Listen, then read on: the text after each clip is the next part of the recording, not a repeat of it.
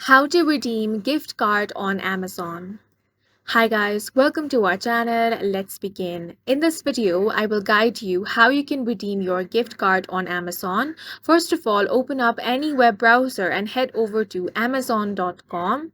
Once you're here, make sure to log into your account by entering all of your credentials. Now you can explore the website to add your favorite items in the card in order to purchase it. If you have a gift card and you want to redeem it, then all you have to do is click on the option of Accounts and List at the top.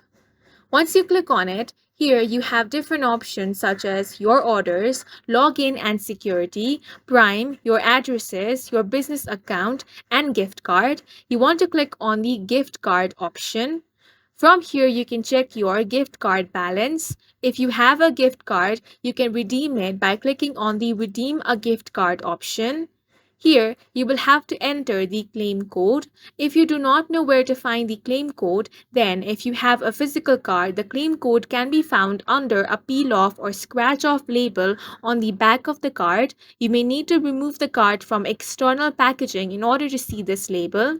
If you have purchased a printed claim code in store, it is found on the receipt obtained at the point of sale.